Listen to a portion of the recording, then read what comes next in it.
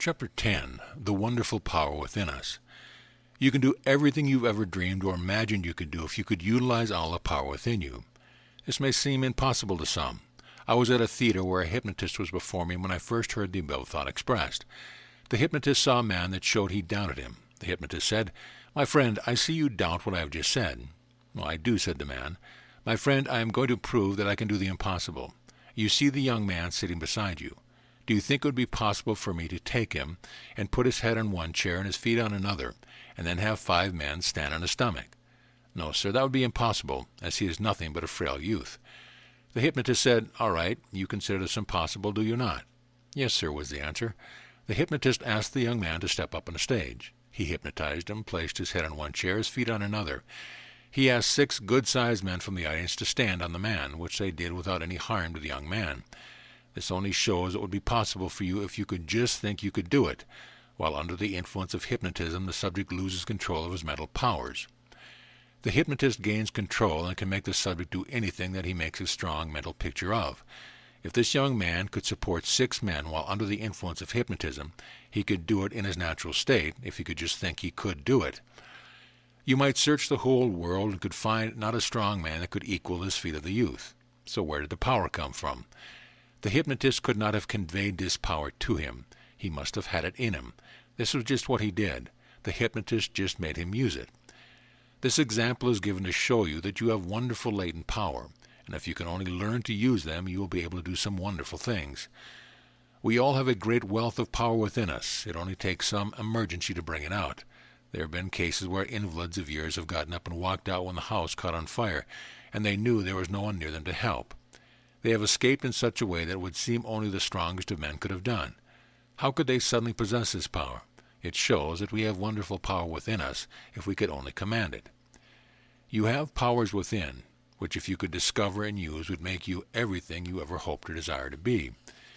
The control of our mental forces. In time to come, we will have fewer physical doctors and more mental doctors. We know that by driving away pessimistic, bitter, and angry thoughts, we can avoid sickness and misfortune to a great extent. We will realize that by cultivating a kinder and happier frame of mind, it will bring us health and good luck.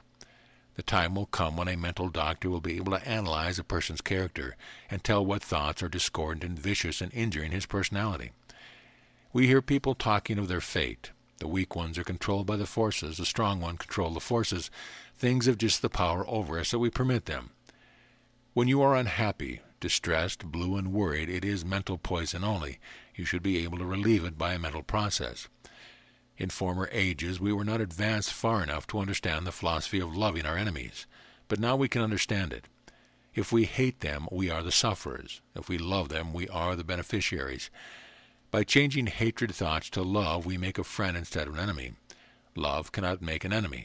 An enemy can do us a lot of harm. We are the gainers, you see.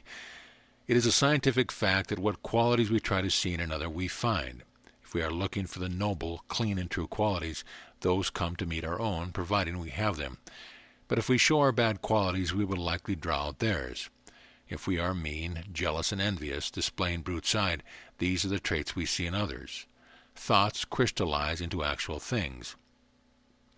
What we feel in our heart, harbor in our mind, think about, dream about, will in time develop from these teeny seeds into full growth. Hating someone will not develop your love qualities. A revenge seed cannot bring you anything but trouble. If we want to have friends, we must be friendly. If we want love, we must have love. Whatever you send to another draws out of them the same kind of qualities. There is a law that regulates thought, which works out just as true as any other law.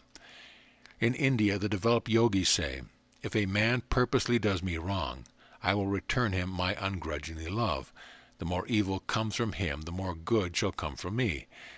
The developed person of the coming day will understand how injurious are discordant thoughts, and will no more think of letting them into his mind than he would taking some deadly poison. Your present character is the result of the life you have lived.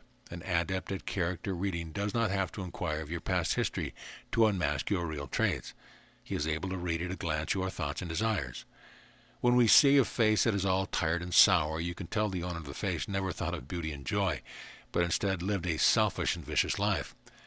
When we see a face that shows a pleasant and agreeable disposition, we know that person has lived an unselfish and harmonious life. We hear people say, "Isn't he or she lucky? They never had any troubles in their lives." It may seem that way, but the reason is that they have not let every little thing disturb their equanimity. They have lived a sweet life. Their nature is harmonious, and therefore they are not discordant. They never speak anything but good of others, and in turn no one speaks anything but good of them. They do not make enemies, and therefore they do not have others storing up trouble for them. Those that envy them are probably crabbed, ugly, and cross in disposition. They are continually misunderstanding others and being misunderstood themselves. Their lives are discordant, and they attract everything discordant. It is impossible to harbor secret hatreds, jealousies, grudges, and always be looking for revenge without hurting your own self. These kind of people wonder why no one cares for them, why they are unpopular, why their company is never wanted. They never think the cause lies in themselves. Their revengeful and ugly radiation kill their magnetism. If you want to be magnetic and popular, you must radiate kindly, helpful, sympathetic, and loving thoughts, and feel friendly towards everyone. Let there be no room in your makeup for bitterness, hatred, or envy. Never try to get something that does not belong to you, that you have no right to. The coming man will realize that discordant thoughts and taking advantage of another can cause nothing but injury and no lasting benefit.